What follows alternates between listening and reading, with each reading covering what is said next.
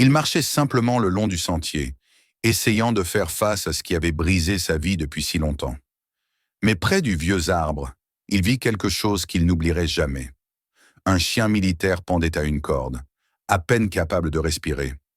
Le vétéran ne savait pas que ce moment allait tout changer, pour lui et pour le chien. Abonnez-vous et dites-nous de quel pays vous regardez cette vidéo. Dans les vallées du nord du Wyoming, là où l'hiver s'attarde plus longtemps que la mémoire humaine ne supporte de se souvenir, le froid n'était pas seulement une saison. Il était une présence constante, presque une entité vivante, qui s'insinuait dans les eaux, dans les pensées, dans les silences.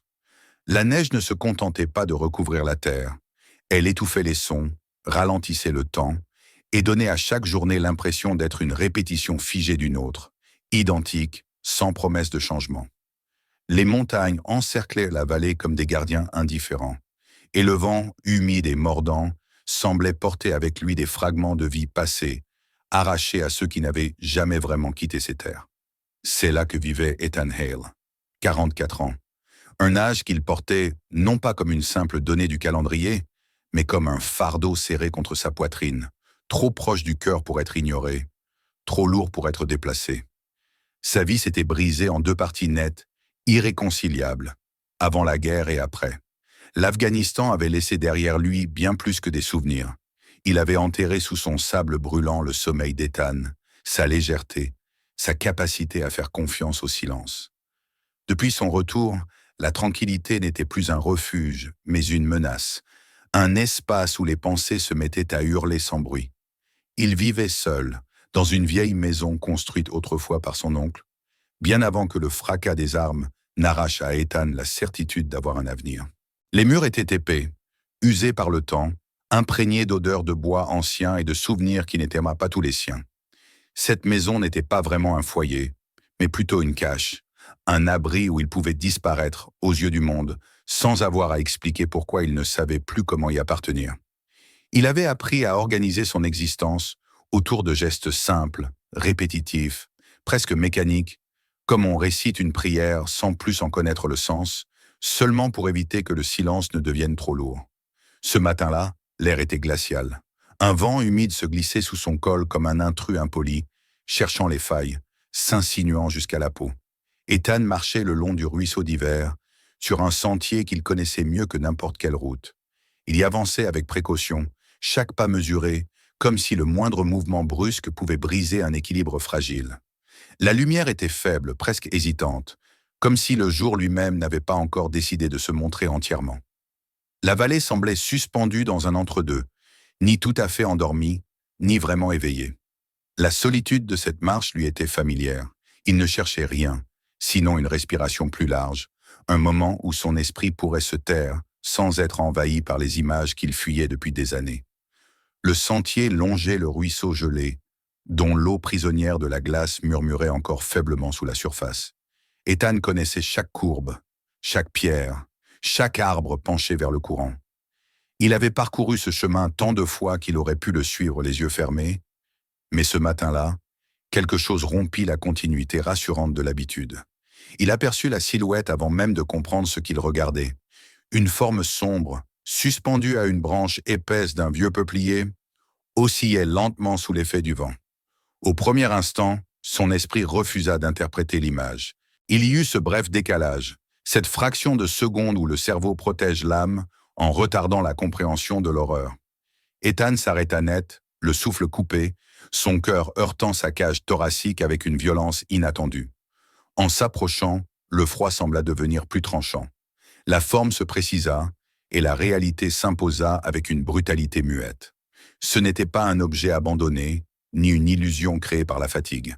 C'était un chien, un grand chien noir pendu à une corde grossière passée autour de son cou, ses pattes arrière touchant à peine le sol gelé, comme s'il s'accrochait aux dernières secondes de sa vie. Son corps tremblait, secoué de spasmes irréguliers, et chaque respiration sortait de sa gorge sous forme de râle rauque, douloureux à entendre. Les yeux de l'animal rencontrèrent ceux d'Ethan. Il y lut quelque chose qui lui serra la poitrine.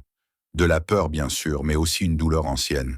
Et surtout une résignation apprise, celle de ceux qui ont compris trop tôt que lutter ne fait parfois qu'aggraver la souffrance. Le chien ne se débattait plus vraiment. Il endurait. Sur son collier sale, usé, un morceau de papier était attaché, battant faiblement dans le vent. Ethan s'approcha encore, ses mains engourdies par le froid, mais son esprit soudain parfaitement clair. Il attrapa le papier et lut la note écrite d'une écriture rapide, presque négligente. Trop dangereux, incontrôlable. Prenez-le si vous voulez. Il n'y avait pas de signature, pas de nom. Juste ces mots jetés comme une justification, une tentative maladroite de transformer un acte de cruauté en décision rationnelle. Une colère sourde monta en lui, mêlée à quelque chose de plus profond, de plus intime. Dans ce corps suspendu, dans cette respiration brisée, Ethan se reconnut. Lui aussi avait été jugé trop dangereux, trop instable pour la normalité tranquille du monde d'après-guerre. Lui aussi avait senti cette corde invisible se resserrer autour de son existence, lentement, sans témoin. Il n'hésita plus. Il agissait déjà, ses gestes précis, rapides, dictés par un instinct ancien, celui de l'homme qui avait appris à sauver des vies quand chaque seconde comptait. Il soutint le poids du chien d'un bras, chercha la corde de l'autre, ses doigts glissant sur la fibre rugueuse malgré le froid mordant. Le corps de l'animal était lourd, bien plus qu'il ne l'aurait cru, et le soulever demanda un effort brutal qui fit protester ses muscles. La corde céda enfin, et Ethan rattrapa le chien contre lui, manquant de perdre l'équilibre sur la terre gelée. Il resta un instant immobile, le souffle court, tenant contre sa poitrine ce corps tremblant, chaud malgré le froid environnant. Le chien gémit faiblement, mais ne tenta pas de fuir. Il se laissa porter, comme s'il avait compris que, pour la première fois depuis longtemps, quelqu'un avait choisi de ne pas détourner le regard. Ethan reprit le chemin de sa maison, avançant lentement, chaque pas calculé pour ne pas glisser, pour ne pas laisser retomber ce poids qui était désormais bien plus qu'un animal blessé. À mesure qu'il marchait, une étrange sensation l'envahissait. Il n'avait pas seulement arraché un chien à la mort. Il avait, sans le savoir encore, saisi une extrémité de la corde qu'il avait lui-même maintenue trop longtemps suspendue entre deux vies. La vallée restait silencieuse autour de lui, indifférente, mais quelque chose avait changé. Le jour, timide jusque-là, semblait s'éclaircir imperceptiblement.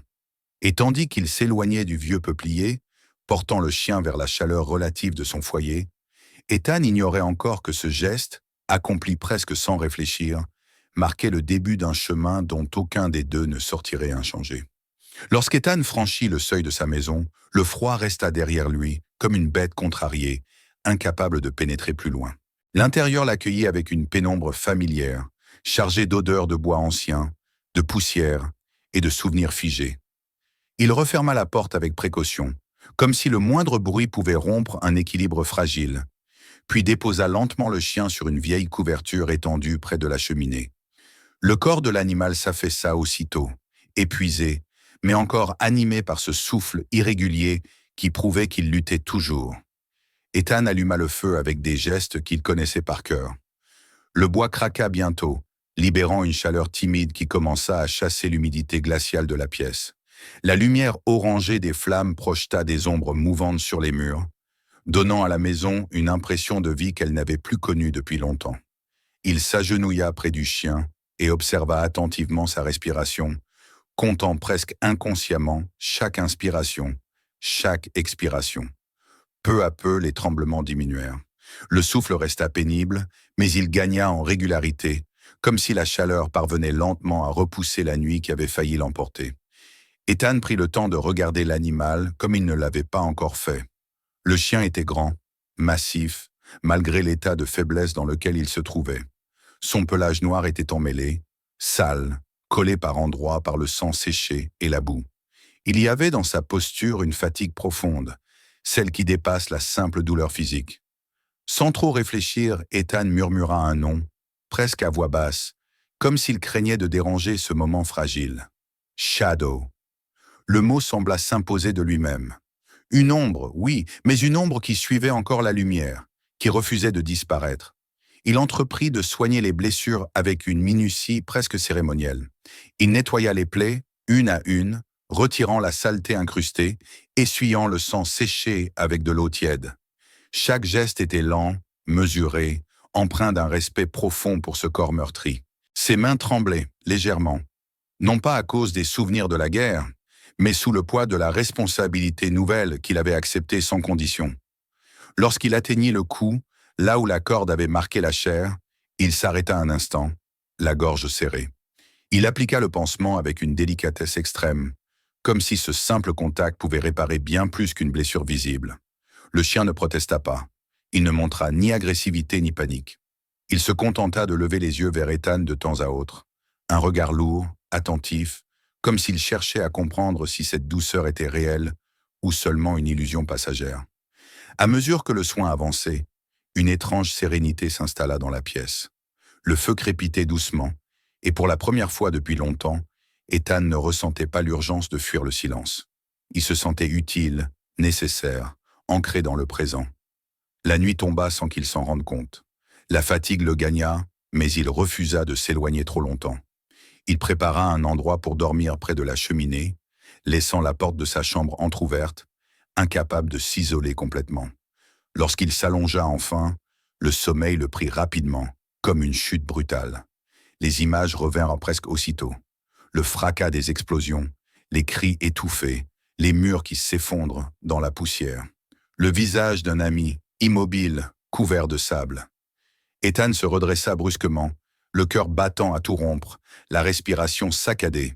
Il mit quelques secondes à comprendre qu'il était chez lui, que la guerre n'était plus là. Pourtant, la sensation d'oppression demeurait, pesante, familière. Alors qu'il s'apprêtait à se lever, il sentit une présence près de lui. Shadow s'était approché sans bruit. Le chien s'installa lentement, avec précaution, puis posa sa tête lourde sur les jambes d'Ethan. Le contact était chaud, réel, une encre dans le présent. Ethan resta immobile, les mains crispées au début, puis il inspira profondément, calquant peu à peu son souffle sur celui de l'animal. La panique se retira lentement, comme une vague qui reflue. Il passa le reste de la nuit assis, adossé au lit, la main posée sur la tête de Shadow. Il n'avait pas besoin de mots pour comprendre ce qui se produisait. Dans cette obscurité partagée, ils se tenaient mutuellement hors du gouffre. Lorsque l'aube pointa enfin, Ethan savait qu'il ne pouvait plus se contenter de soins improvisés. Le chien avait besoin d'aide médicale, de soins véritables, et lui-même avait besoin de croire que ce qu'il faisait avait un avenir. Le trajet jusqu'à la clinique vétérinaire se fit dans un silence concentré. Ethan conduisait avec prudence, jetant des regards fréquents vers le siège arrière où Shadow était allongé, enveloppé dans une couverture. Il redoutait le regard des autres, les jugements silencieux, la peur que ce chien inspirerait. Mais lorsqu'ils arrivèrent, la vétérinaire, Mara Ellington, accueillit la situation avec un calme rassurant. Elle examina Shadow longuement, relevant les cicatrices anciennes, les signes évidents de maltraitance, l'état d'épuisement avancé. Pourtant, son diagnostic fut clair. Le corps avait souffert, mais le cœur était solide. Ce chien voulait vivre. Pendant l'examen, une petite fille entra dans la clinique avec sa mère, tenant une cage où se trouvait un lapin. Elle s'appelait Lily Carter. Lorsqu'elle aperçut Shadow, ses pas ralentirent. La mère retint son souffle, inquiète. Mais Lily s'approcha, doucement, attirée par quelque chose qu'elle ne savait pas nommer. Shadow leva la tête. Il n'y eut ni grognement, ni mouvement brusque. Il tendit simplement le museau et effleura la main de l'enfant. Un geste simple, presque solennel. La mère resta figée, la vétérinaire observa la scène en silence, et Ethan sentit quelque chose se fissurer dans la perception que le monde avait de ce chien. Ce moment marqua un tournant discret mais essentiel. Shadow n'était pas ce que la note avait prétendu. Il n'était pas un danger incontrôlable. Il était un survivant. Lorsqu'ils quittèrent la clinique, Ethan le savait. Les semaines à venir seraient longues, exigeantes, mais il n'était plus seul sur ce chemin. Et pour la première fois depuis des années, il envisageait l'avenir non comme une menace, mais comme une possibilité fragile, encore intacte. Les semaines qui suivirent leur retour de la clinique s'écoulèrent lentement, presque prudemment, comme si le temps lui-même craignait de faire un geste brusque. Shadow reprenait des forces jour après jour. Sa démarche, d'abord hésitante, gagnait en assurance. Son regard, autrefois voilé par la fatigue et la résignation, s'éclaircissait peu à peu. Il restait proche d'Ethan, toujours à portée de vue, comme une présence silencieuse et fidèle. Il n'y avait rien de possessif dans cette proximité, seulement un besoin mutuel de savoir que l'autre était bien là. Ethan lui aussi changeait, même s'il ne l'aurait pas formulé ainsi. Les nuits étaient encore difficiles, mais il se réveillait moins souvent en sursaut. Les bruits de la maison ne déclenchaient plus immédiatement cette tension brutale dans sa poitrine. Le silence, autrefois ennemi, devenait peu à peu un espace partagé. Il développait une routine simple, presque invisible. Les promenades matinales, les repas pris à heures régulières, le feu allumé dès que la température chutait. Rien d'extraordinaire, et pourtant, tout était nouveau. Shadow marchait à côté de lui, jamais devant, jamais traînant. Il observait le monde avec une attention calme, comme s'il réapprenait à lui faire confiance. Les gens du coin les regardaient parfois avec méfiance, murmurant encore ces mots qui collaient à la peau du chien comme une ancienne étiquette. Ethan n'y prêtait plus attention. Il savait ce qu'il avait vu, ce qu'il vivait, et cela suffisait. Un après-midi, alors qu'il passait près d'une petite aire de jeu au pied de la colline, l'ordinaire bascula en une fraction de seconde. Des enfants couraient, riaient, leurs voix se mêlant au vent. Un ballon échappa à un petit garçon et roula jusqu'à la route voisine. Sans réfléchir, l'enfant se lança à sa poursuite. Ethan vit la scène se dérouler avec une lenteur terrible. Il aperçut le camion surgir au tournant, lourd, trop rapide. Son corps réagit, mais son esprit comprit aussitôt qu'il n'arriverait pas à temps. Shadow, lui, n'hésita pas. Il se détacha brusquement de la trajectoire d'Ethan et s'élança. Son corps puissant se tendit dans un mouvement net, précis. Il atteignit l'enfant et le heurta de côté, juste assez pour le faire tomber hors de la trajectoire mortelle.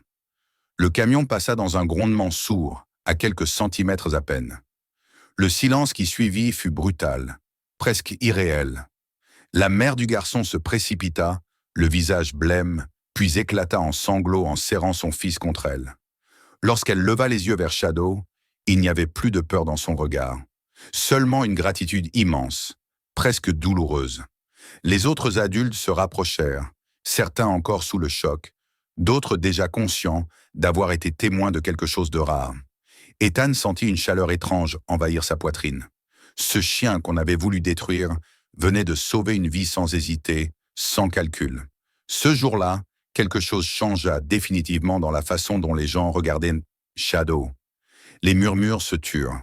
Les regards devinrent ouverts, reconnaissants. Mais les miracles, Ethan le savait, n'effacent pas le passé. Ils le réveillent parfois. Un soir, alors que la lumière déclinait et que le vent faisait claquer les branches contre les murs de la maison, quelqu'un frappa à la porte. Le bruit sec et insistant fit se tendre immédiatement les épaules d'Ethan. Lorsqu'il ouvrit, il se retrouva face à un homme qu'il reconnut sans peine, malgré le temps. Dustin Crowe, le regard vide, dur, chargé d'une colère mal contenue. L'homme qui avait laissé Shadow mourir, suspendu à un arbre comme un objet inutile. Dustin réclama le chien comme on réclame une propriété. Ses mots étaient secs, dénués de toute émotion réelle. Pour lui, Shadow n'était rien de plus qu'une chose qui lui appartenait. Ethan refusa, calmement, fermement. Le refus fit monter la rage. Dustin tenta de forcer le passage, brisa une vitre, cria. L'espace se rétrécit brutalement autour d'Ethan, et avec lui remontèrent les sensations de la guerre, cette peur brute qui s'abat sans prévenir. Shadow s'interposa. Il se plaça entre Ethan et l'homme, le corps tendu, le regard fixe. Il ne bondit pas. Il grogna, bas, avertissant sans attaquer. Ce simple geste suffit. Dustin recula, perdit l'équilibre et tomba. Les voisins, alertés par le bruit, sortirent. La police arriva peu après. L'homme fut emmené, cette fois sous le regard de témoins qui ne détournèrent pas les yeux. Lorsque le calme revint, Ethan s'assit lourdement, les mains tremblantes. Shadow s'approcha et posa doucement sa tête contre lui. Ce n'était plus seulement une histoire de survie, c'était une histoire de justice. Et dans ce silence retrouvé, Ethan comprit que ce qu'ils avaient construit ensemble ne pouvait plus être détruit. La peur avait perdu sa place. Devant eux s'ouvrait autre chose, une voie qu'ils n'avaient jamais envisagée, mais qu'il appelait déjà. Après l'épreuve de cette nuit-là, la maison retrouva peu à peu son calme. Mais quelque chose d'essentiel avait changé. Le silence n'était plus chargé de menaces. Il ressemblait désormais à une respiration lente, profonde, partagée. Ethan passa plusieurs jours à ressentir le contre-coup de la peur, comme on ressent la douleur après une blessure longtemps ignorée. Pourtant, chaque fois que son esprit tentait de replonger dans les images anciennes de la guerre, la présence de Shadow l'en empêchait. Le chien ne faisait rien de spectaculaire, il était simplement là. Et cette constance avait une force que ni les mots, ni les souvenirs ne pouvaient briser. C'est dans cet état d'esprit qu'Ethan comprit ce qu'il devait faire. Il savait, au fond de lui, que ce que Shadow lui avait apporté ne pouvait pas rester enfermé entre les murs de cette maison. Trop d'hommes et de femmes vivaient avec ce même poids, cette même fatigue de l'âme qu'il portait depuis son retour. Il se mit à fréquenter le centre d'aide aux vétérans de la région, un bâtiment modeste où se rassemblaient des êtres cabossés par des histoires différentes, mais unis par une douleur semblable. Lorsqu'il y entra pour la première fois avec Shadow, il sentit les regards hésitants, la méfiance discrète. Il ne chercha pas à convaincre. Il s'assit simplement, laissant le chien se coucher à ses pieds. Shadow semblait comprendre l'importance de cet endroit. Il se faisait discret, attentif, presque solennel. Les vétérans, d'abord sur la réserve, commencèrent à s'habituer à sa présence. Certains le regardaient de loin, d'autres osaient tendre la main, timidement. Le chien ne demandait rien. Il offrait ce qu'il avait appris dans la douleur, une présence sans jugement, un silence qui n'écrase pas. Ethan observait ces échanges avec une émotion contenue. Il voyait des épaules se détendre, des respirations s'approfondir, des regards se relever ne serait-ce qu'un instant. Parmi eux se trouvait Andrew Pike, un jeune homme dont le corps semblait toujours prêt à se briser au moindre bruit.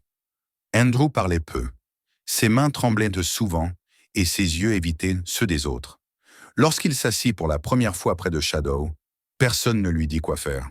Le chien s'approcha lentement et se coucha à côté de lui. Andrew resta figé, puis presque imperceptiblement, ses épaules s'abaissèrent. Sa respiration se régula. Il ne caressa pas le chien. Il se contenta d'être là. Ethan comprit alors que la guérison ne suivait pas toujours des chemins visibles. Parfois, elle commençait simplement par le droit de se sentir en sécurité. Les semaines passèrent. L'hiver, qui avait semblé interminable, commença à céder. La neige se mit à fondre lentement, révélant la terre sombre en dessous. Un matin, Ethan décida de monter sur la colline qui surplombait la vallée. Shadow marcha à ses côtés, son pas assuré, calme. Le vent était plus doux, porteur de promesses discrètes. Arrivés au sommet, ils s'arrêtèrent. La vallée s'étendait devant eux, baignée d'une lumière dorée. Rien n'avait disparu, ni le passé, ni la douleur. Mais tout semblait désormais à sa place. Ethan sortit de sa poche un vieux carnet de cuir. Il y écrivait depuis longtemps, des mots qu'il n'arrivait pas à dire à voix haute. Il nota ce que Shadow avait changé en lui. Il écrivit que le salut était parfois venu de ceux que le monde avait voulu détruire. Il écrivit que la lumière se cache souvent là où personne ne pense plus à la chercher. Shadow se rapprocha et posa son flanc chaud contre la jambe d'Ethan. Celui-ci posa sa main sur la tête du chien et ferma les yeux un instant. Ils étaient tous les deux passés près de l'abîme.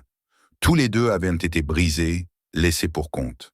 Pourtant, ils se tenaient là, vivants, entiers à leur manière, liés par une histoire qui avait commencé dans la cruauté et s'était transformée en promesse. Ethan sourit, un sourire discret, presque étonné. Il savait désormais que la guérison n'efface pas les cicatrices. Elle apprend à vivre avec elles. Et dans ce paysage apaisé, alors que le vent faisait frémir les herbes nouvelles, il comprit que leur histoire, commencée par une corde sur un arbre, était devenue celle d'un sauvetage partagé, une preuve silencieuse que même après la plus longue des hivers, la chaleur peut revenir. Si cette histoire vous a touché, soutenez la chaîne. Abonnez-vous, regardez les prochaines et autres vidéos. Partagez ce clip. Écrivez d'où vous regardez. Votre activité aide à publier de nouvelles histoires.